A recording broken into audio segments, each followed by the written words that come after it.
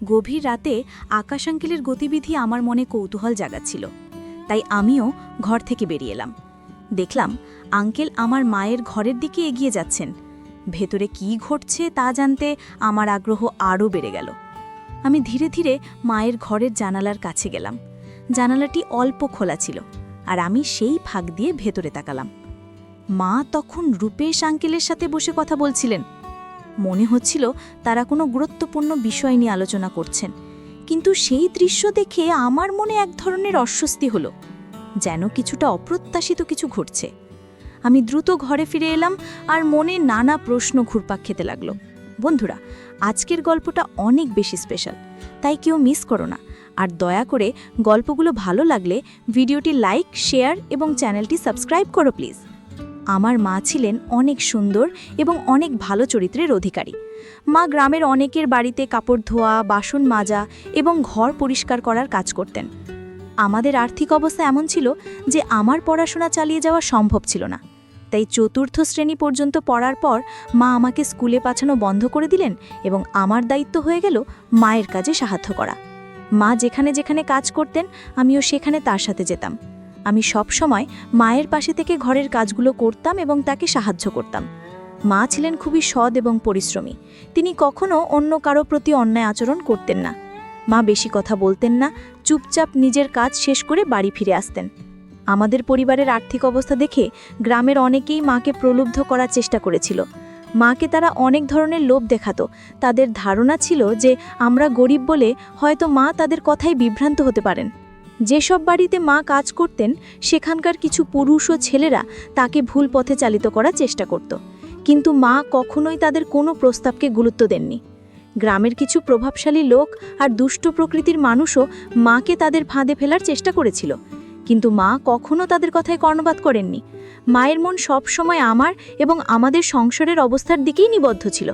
তিনি কখনো পিছন ফিরে তাকাতেন না, এবং তার সততা ও কঠোর মনোবলের জন্য আমি সব সময় তার প্রতি গর্বিত ছিলাম। একদিন গ্রামের একজন প্রভাবশালী ব্যক্তি, যিনি একজন নেতা ছিলেন, সরাসরি মায়ের কাছে একটি প্রস্তাব নিয়ে এসেছিলেন। তিনি মাকে বলেছিলেন, তোমার পরিস্থিতি দেখে আমার খারাপ লাগে। তুমি যদি চাও তাহলে তোমার এবং তোমার মেয়ের জীবনে আর কোনো কষ্ট থাকবে না। শুধু আমার কথাটি মেনে নাও। মা তার কথা শুনে সোজা তার চোখের দিকে তাকিয়ে বললেন, আমার নিজের পরিশ্রমের উপর বিশ্বাস আছে, আমি কারো দয়া চাই না। একটি রাতে রাতের খাবার খেয়ে যখন আমরা ঘুমাতে যাচ্ছিলাম, তখন হঠাৎ আমাদের দরজায় টোকা পড়ল। মা আমাকে বললেন, দেখো তো এত রাতে কে এসেছে। মা তখন নিজের ঘরে বিছানা পাততে চলে গেলেন। আমি দরজা খুললাম এবং দেখলাম দরজার বাইরে একজন লোক দাঁড়িয়ে আছে। লোকটি ভালো পোশাক পরা এবং বয়স আনুমানিক 42 বছর হবে। আমি একটু বিরক্ত হয়ে জিজ্ঞেস করলাম, এত রাতে কি দরকার? লোকটি হেসে উত্তর দিল, রিয়া। তার মুখে আমার নাম শুনে আমি অবাক হয়ে গেলাম। আমি বললাম, আপনি কে? এর আগেই কিছু বোঝার চেষ্টা করছিলাম, তখন সেই লোকটি হঠাৎ আমাকে তার কাঁধে তুলে নিল এবং হাসতে হাসতে বলল, আমি তোমার আঙ্কেলের মতো, তোমার বাবার পুরনো বন্ধু আকাশবাবু। তার কথা শুনে মা দ্রুত বাইরে এলেন। মা আর আকাশ আঙ্কেল একে অপরকে দেখে যেন অতীতে ফিরে গেলেন। তাদের চোখে পুরনো দিনের স্মৃতি যেন জীবন্ত হয়ে উঠল। প্রায় 2-3 মিনিট তারা একে অপরের দিকে তাকিয়ে রইলেন, যেন চারপাশের কিছুই তাদের মনে নেই।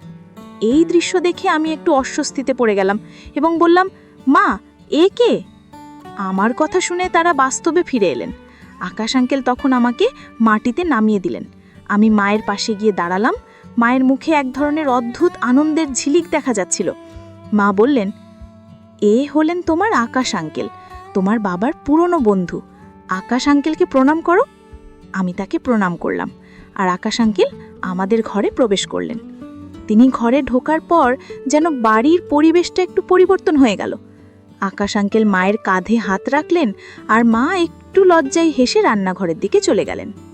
আমি কিছুটা অবাক হয়ে ভাবছিলাম, আমরা তো সবেই রাতের খাবার খেয়েছি, তবে মা আবার কার জন্য রান্না করছেন? আমি জিজ্ঞেস করলাম, মা, তুমি কার জন্য রান্না করছো? মা হালকা হেসে বললেন, তোমার আকাশ আঙ্কেলের জন্য। তিনি অনেক দূরের পথ পাড়ি দিয়ে এসেছেন, নিশ্চয়ই ক্ষুধার্ত। আমি বললাম, কিন্তু মা, যদি উনি বাবার পুরনো বন্ধু হন, তবে এতদিন কোথায় ছিলেন, আর হঠাৎ এখন এখানে কেন এলেন? মা একটু গম্ভীর মুখে উত্তর দিলেন, উনিও আমাদের গ্রামেরই মানুষ ছিলেন। তখন তোমার বাবার খুব ঘনিষ্ঠ বন্ধু ছিলেন। যখন তোমার বাবা বাড়িতে থাকতেন না, তখন উনি আমাকে সাহায্য করতেন। খুব ভালো মনের মানুষ ছিলেন। আমরা একসাথে অনেক মজা করতাম। তোমার জন্মের পর উনি বিদেশ চলে গিয়েছিলেন। মায়ের কথাগুলো শুনে আমি চিন্তায় পড়ে গেলাম। আকাশ আঙ্কেল এত বছর পর হঠাৎ কেন ফিরে এলেন, তা নিয়ে আমার মনে নানা প্রশ্ন জাগতে লাগলো। তাদের মধ্যে কি কোনো পুরনো সম্পর্ক ছিল? সেই রাতে আকাশ আঙ্কেলের বিষয়ে মায়ের সাথে কথা বলার পর আমি তার সম্পর্কে আরও কৌতূহলী হয়ে উঠলাম। এত সব কিছু হঠাৎ ঘটে যাওয়া আমার বোধগম্যের বাইরে ছিল। মায়ের মুখে এক ধরনের অদ্ভুত উচ্ছ্বাস এবং আনন্দের ঝিলিক দেখা যাচ্ছিল। মা বললেন, জীবন মাঝে মাঝে আমাদের সামনে পুরনো স্মৃতিগুলো ফিরিয়ে আনে, যা আমরা কখনো ভোলার চেষ্টা করলেও ভুলতে পারি না। মা বললেন, দেখো, আকাশ আঙ্কেল এখন একা থাকেন। তার জীবনে আর কেউ নেই। এখন আমরা ছাড়া তার আর কে আছে? মায়ের কথাগুলো যেন আমার মনে নানা প্রশ্নের ঝড় তুলতে লাগলো। তিনি বললেন, কাল সকালে উনি নিজের বাড়িতে ফিরে যাবেন। মায়ের কথা শুনে আমি ভাবছিলাম, আকাশ আঙ্কেলের এই হঠাৎ আশাটা আমাদের জীবনে কি পরিবর্তন আনতে পারে। তার আশাতে মা অনেক খুশি ছিলেন। আকাশ আঙ্কেল আসার পর থেকে তিনি সব সময় মায়ের কাছাকাছি থাকার চেষ্টা করছিলেন। বিভিন্নভাবে মাকে হাসানোর চেষ্টা করছিলেন। মাঝে মাঝে আঙ্কেল মায়ের দিকে অদ্ভুতভাবে তাকিয়ে থাকতেন, আর আমার মাও তাকে দেখে হাসতেন, কিন্তু বুঝতে দিতেন না। মা বললেন, এখন তুমি নিজের ঘরে যাও এবং আকাশ আঙ্কেলও তোমার ঘরেই থাকবেন। আমি মায়ের কথা মেনে নিজের ঘরে চলে গেলাম। আকাশ আঙ্কেল তখনও হুক্কা টানছিলেন। আমি বিছানা পেতে নিলাম এবং আকাশ আঙ্কেলের জন্য পাশে আরেকটি বিছানা পেতে দিলাম। তারপর নিজের বিছানায় শুয়ে পড়লাম। প্রায় 10 থেকে 15 মিনিট পর আকাশ আঙ্কেল উঠে দরজা বন্ধ করে দিলেন এবং ঘরের লাইট নিভিয়ে নিজের বিছানায় শুয়ে পড়লেন। আমি তখন গভীর ঘুমে তলিয়ে পড়লাম। কিছুক্ষণ পর হঠাৎ আমার ঘুম ভেঙে গেল। আমি চোখ মেলে দেখলাম আকাশ আঙ্কেল তার বিছানা থেকে উঠে ঘরের বাইরে চলে যাচ্ছেন। কেন জানি না, কিন্তু এই দৃশ্য দেখে আমার মনে কিছুটা অস্বস্তি তৈরি হলো। আমার মনে কৌতূহল জন্ম গেল যে এত রাতে আকাশ আঙ্কেল কোথায় যাচ্ছেন। এটি জানার জন্য আমিও নিজে ঘর থেকে বেরিয়ে এলাম। দেখলাম আঙ্কেল মায়ের ঘরের দিকে এগিয়ে যাচ্ছেন। আমার কৌতূহল আরও বেড়ে গেল। তিনি কেন মায়ের ঘরে যাচ্ছেন? আমি আস্তে আস্তে মায়ের ঘরের জানালার কাছে গেলাম। জানালাটি অল্প খোলা ছিল, আর আমি সেই ফাঁক দিয়ে ভেতরে তাকালাম। মা তখন রূপেশ আঙ্কেলের সাথে বসে কথা বলছিলেন। মনে হচ্ছিল তারা কোনো গুরুত্বপূর্ণ বিষয় নিয়ে আলোচনা করছেন। কিন্তু সেই দৃশ্য দেখে আমার মনে এক ধরনের অস্বস্তি হলো, যেন কিছুটা অপ্রত্যাশিত কিছু ঘটছে। আমি দ্রুত ঘরে ফিরে এলাম, আর মনে নানা প্রশ্ন ঘুরপাক খেতে লাগলো। সকালে ঘুম থেকে উঠে প্রথমেই আমার চোখ পড়ল আকাশ আঙ্কেলের বিছানার দিকে, কিন্তু তিনি সেখানে ছিলেন না। তখন রাতের ঘটনাগুলো আমার মনে পড়তে শুরু করলো, আর মনে একটা অদ্ভুত ভয় ঢুকে গেল। আমি তাড়াতাড়ি উঠে বাইরে এলাম। মায়ের দরজা বন্ধ ছিল, কিন্তু জানালাটি খোলা ছিল। আমি সেই জায়গাতেই বসে মায়ের ঘরের দিকে তাকিয়ে রইলাম। কিছুক্ষণ পর আমার মনে হলো যে আমি দরজার লক খোলার আওয়াজ শুনতে পেলাম, আর কৌতূহলবশত তাকিয়ে দেখলাম